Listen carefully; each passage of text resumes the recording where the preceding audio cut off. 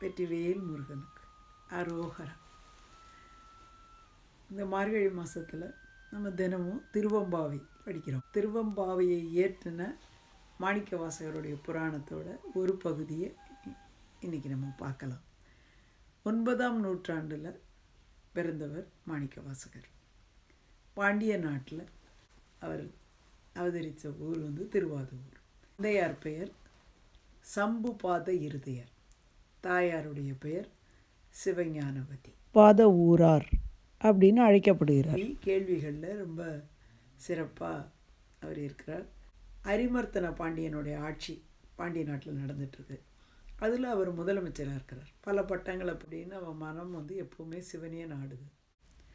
சிவபெருமானும் இது சரியான தருணம், இவருக்கு நம்ம அருள் புரியணும் அப்படின்னு திருவுள்ளம் கொள்கிறார். ஒரு முறை அரசர் அவரை சோழ நாட்டுக்கு சென்று தேவையான குதிரைகள், சிறப்பான குதிரைகளெல்லாம் தேர்வு செய்து வாங்கி வரும்படி பணிக்கிறார். இவரும் அந்த கட்டளையை ஏற்றிக்கிட்டு அவருக்கு அதுக்கு தேவையான திரவியங்கள் எடுத்துகிட்டு இவர் அங்கே போகிறார். ஆனால் இவர் சோழ நாட்டை அடைய முன்னாடியே இவருக்கு சிவனுடைய அருள், அவரை குருவாக பார்க்குறார். இவர் ஒரு குருந்த மரத்தடியில் திருப்பெருந்துறையில் இவர் அந்த குருவை பார்க்குறார். அது சிவனே தான். இவர் ஆட்கொள்ளும் பொருட்டு அங்கே எழுந்தருளி இருக்கார். அடைஞ்சதுக்கப்புறம் இவர் தான் வந்த காரியத்தையே முழுக்க மறந்து போய் அந்த குரு பஞ்சாட்சர மந்திரத்தை உபதேசிக்கிறார். பாத துளி இவருடைய சிரசில் ஒரு சிவாலயம் கட்டணும் அப்படிங்கிற அவா இவருக்கு வருது. குதிரை வாங்கிறதுக்காக உள்ள திரவியங்களை கோவில் கட்டுறதுக்காக அவர் செலவு செய்து பிரம்மாண்டமாக ஒரு கோவில் சிவாலயம் எழுப்புறாரு. இதுக்குள்ளே அரசருக்கு தகவல் கிடைக்கிது, இவர் குதிரை வாங்கலை, இல்லை கோயில் எழுப்பிட்டுருக்கார் அப்படின்ன உடனே இவர் உடனடியாக வரும்படியாக இவருக்கு தகவல் அனுப்புகிறார். அரசருடைய தகவல் தவனுக்கு கிடைச்சதும் தான் செய்த இது இவருக்கு நினைவுக்கு வருது. அரசரை எப்படி நம்ம எதிர்கொள்கிறது அப்படின்னு இவர் மனசில் சஞ்சலமாகும்போது சிவன் அசரீரியாக சொல்லுவார், பாண்டிய நாட்டுக்கு நீ திரும்பி போகலாம், குதிரைகள் பின் தொடர்ந்து வரும் அப்படி. உடனே இவர் அதை நம்பி இவர் அங்கே போய் அரசருக்கு சொல்லுவார் வந்துட்டுருக்கு அப்படின்னு. உடனே அவரும் சரி ஆடி மாதத்துக்குள்ளே வந்துடும் மகிழ்ச்சி அடைகிறார். ஆனால் குதிரைகள் வரல. அதனால் இவரை அவர் சிறையில் அடக்கும்படி அவர் பணிக்கிறார்.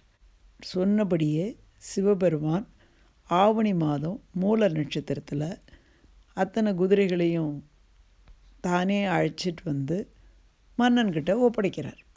பெருமானுடைய அருளால் நரிகள் தான் பரிகளாக வந்திருக்கு. அது இரவானதும் எல்லாம் நரி மாதிரியே ஊழையிட்டுட்டு குதிரை லாயத்தில் இருக்க மற்ற குதிரைகளையும் துன்புறுத்திட்டு அங்கேருந்து கிளம்பி போயிடுது, காட்டுக்கு போயிடுது. அரசன் அதிகமாக ரொம்ப சினம் அவருக்கு வருது.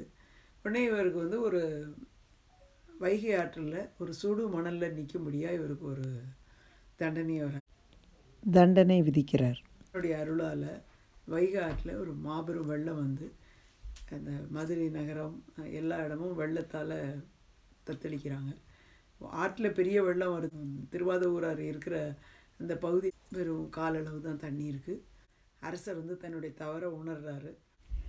சிவபெருமான் அரசரிடம் தோன்றி வாத ஊரார் தமது அடியவர் என்றும் குதிரைகளை அழைத்து ஒப்படைத்தது தாமே என்றும் சொல்கிறார்.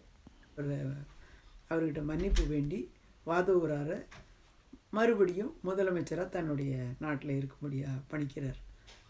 இதுக்கப்புறமும் இந்த புராணம் தொடருது. முழுமையாக நம்ம பார்க்கலாம். இந்த தென்னாடுடைய சிவனே போற்றி, எந்நாட்டவர்க்கும் இறைவா போற்றி. திருச்சிற்றம்பலம்.